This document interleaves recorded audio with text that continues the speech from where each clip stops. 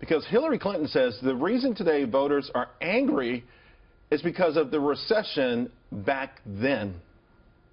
People ask me all the time, why are some folks so angry in this election? Well, look at what happened to us. We had a balanced budget and a surplus, plus all those jobs, plus that rising income. We were coming together as a nation, and they reversed everything. They went back to trickle-down economics, which doesn't work, never has, never will. Slashed taxes on the wealthy. They took their eyes off the financial market and the mortgage market, and we had the worst financial crisis since the Great Depression. Jessica Charloff says that Hillary is right, but Danielle DiMartino Booth and Art Laffer disagree a little bit. But Jessica, this essentially is the blame Bush strategy all over again. It is. Actually, I'd like to add more to my answer in that, yes, I agree with her that the recession certainly matters. We've had a tremendous economic recovery, I think, under President Obama, but I actually think this began in 2000 when the popular vote didn't end up winning out. And then so you think people are angry right now, are motivated to go to the polls right now? People who sat out the last couple of elections. I'm talking about the distrust in government, lack of faith in our officials began in 2000 at the start of the George Bush presidency and carried on through the Obama presidency. So it lays at the feet of both parties.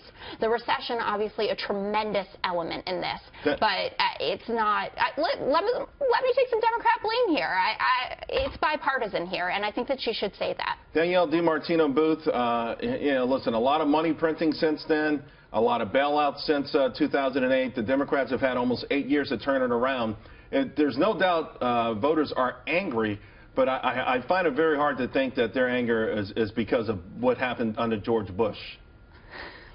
Yeah, I find it to be a very weak argument on Clinton's part. It's very hollow. If you look at the past 8 years and the aftermath of the Great Crisis, I think that what's happened in this country is that it's become increasingly difficult to be a business person, and that barriers to conducting business have actually increased throughout this administration, and I think a lot of the blame and a lot of the voter anger lays at the feet of the current administration.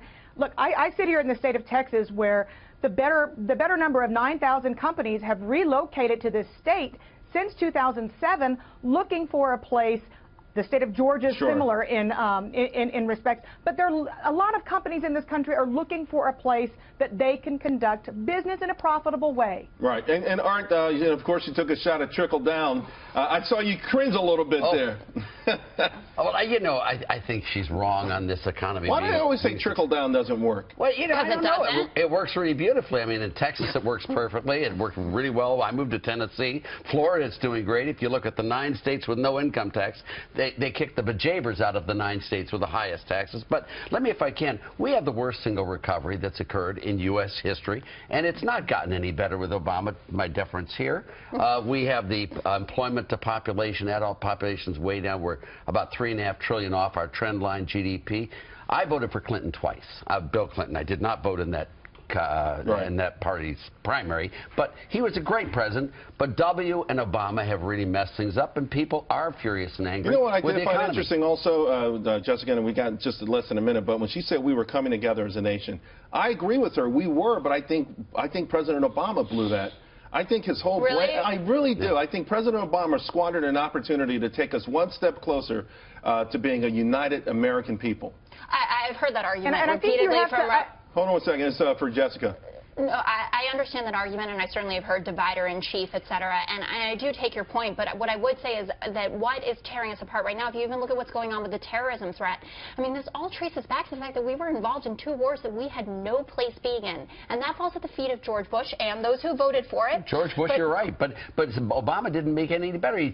George Wood did the stimulus, and then Obama did better. Health care, 20 million people are insured today because of President Obama. I got to tell you, Jessica, right now, every single day people are complaining because cheap gas does not offset higher premiums, higher deductibles, but we've got to leave it there. We'll have a rematch sometime in the near future.